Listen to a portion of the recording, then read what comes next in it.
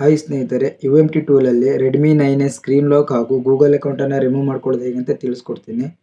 ಮೊದಲು ನಾವು U M T MTK ಟೂಲನ್ನು ಓಪನ್ ಮಾಡ್ಕೊಳ್ಬೇಕು. ಹಾಗೆ ಇದರಲ್ಲಿ ಸೇವ್ ಫಾರ್ಮೆಟ್ ಪ್ಲಸ್ FRPನ ಸೆಲೆಕ್ಟ್ ಮಾಡಿಕೊಂಡು ಎಕ್ಸಿಕ್ಯೂಟ್ ಬಟನ್ ಮೇಲೆ ಕ್ಲಿಕ್ ಮಾಡ್ಕೊಳ್ಳಿ. ಎಸ್ ಅಂತ ಕ್ಲಿಕ್ ಮಾಡ್ಕೊಳ್ಳಿ. ಇವಾಗ ಇನ್ನೊಂದು ಪೇಜ್ ಓಪನ್ ಆಗುತ್ತೆ. ವೇಟಿಂಗ್ ಫಾರ್ ಡಿವೈಸ್ ಅಂತ ತೋರಿಸ್ತಾ ಇದೆ. ಮೊಬೈಲ್ನ ಸಿಸ್ಟಮ್ಗೆ ಹೇಗೆ ಕನೆಕ್ಟ್ ಮಾಡಬೇಕಂತ ನಾನು ಸ್ಕ್ರೀನಲ್ಲಿ ವಿಡಿಯೋನ ಹಾಕಿದ್ದೀನಿ. ಮೊದಲು ಮೊಬೈಲ್ನ ಸ್ವಿಚ್ ಆಫ್ ಮಾಡಿಕೊಂಡು ವಾಲ್ಯೂಮ್ ಅಪ್ ಬಟನ್ ಮತ್ತು ಡೌನ್ ಬಟನ್ನ ಪ್ರೆಸ್ ಮಾಡ್ಕೊಳ್ಳಿ. ಹಾಗೆ USB ಕೇಬಲನ್ನು ಕನೆಕ್ಟ್ ಮಾಡಿ.